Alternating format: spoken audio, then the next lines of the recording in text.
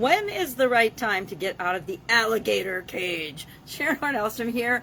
And our expression, our idiom today is there's no time to lose when it comes to supersizing and growing your business.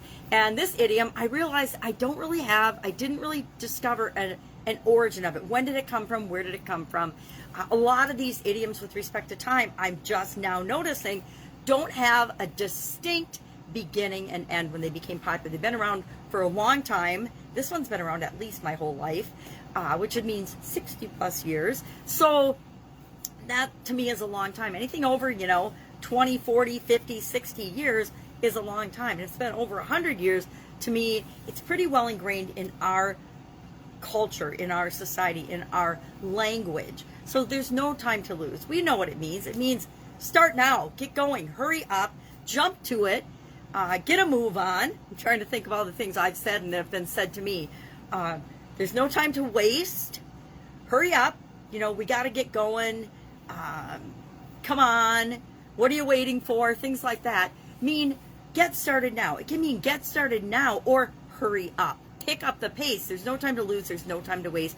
We can't squander time. And I agree 100%. Time is one of those things that it's hard to understand. It's like everything else. It's relative to us. If we're doing something we love, time seems to go by really quickly or really slowly seems to stand still, which doesn't make a lot of sense, right? So when we're doing something we love, it can go really, really fast or really, really slow. Or I guess it can feel that way. But we have to manage and allocate our time based on our priorities, our choices, our wants, and our desires.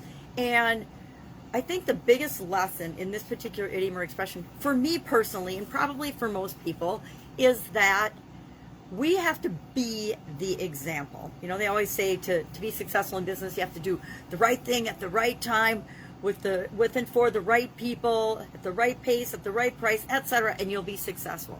Well, is that true? Yes and no. There's a whole lot of ifs and question marks in that statement, in that belief that we have to do the right thing all of the time. Number one, nobody's ever going to do the right thing. Well, we can do the right thing all the time, but it might not be the right thing at the time that we're doing, if that makes sense at all. So the most important thing for me with respect to this expression is to set the example. Be the example of what you expect. We have to build into our organizations how we want people to behave, how we want them to respond. So if we want them to not waste time, to be efficient and effective, then we ourselves have to set the example by being efficient and effective. Just like with raising kids, do as I do, not as I say. Because people, human beings, will always do the example that you set. They won't necessarily follow the things that you say to do. I've seen that time and time again in my work life, in my home life, in examples of other people's lives and situations. We all have. So again, be the example by getting started, starting now, leading the group that you're building. Your business will never grow any faster than you do. So make sure that you're continually improving and developing and finding out and discovering what is the right thing at the right time. When do you need to do the things that you need to do to create the business that you want to create?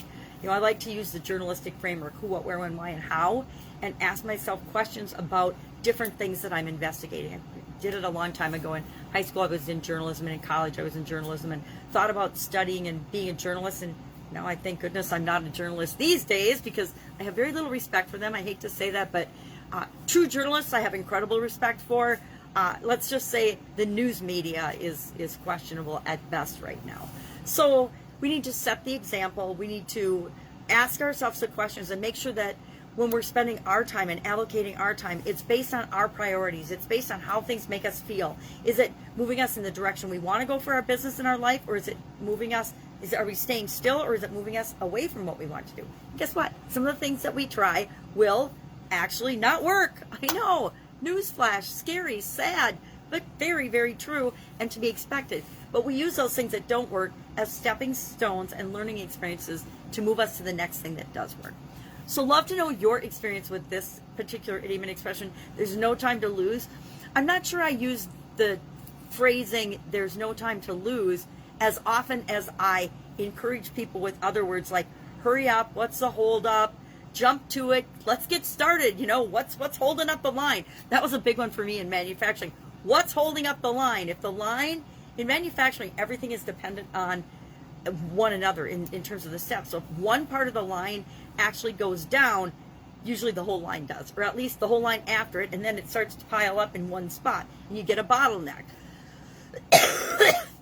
And so I've used a lot of terms like that. I would love to know your favorite way of describing, hurry up, get moving, let's get started, there's no time to lose. Share in the comments below. Any questions, ask. Otherwise, I will be with you tomorrow with another time-related idiom. What does it mean? Where does it come from? Hopefully, where does it come from? And how might you use it in your business and your life today? Today's, I say, just use it as a reminder to be the example and set the example of how you want people to perform and behave. If you want them to start right away, be self-starters, and learn quickly and be continuous improving individuals and continually contributing to the organization, then you have to set the example and lead by example by doing that first. All right, have a great day. I'll be with you tomorrow. Bye.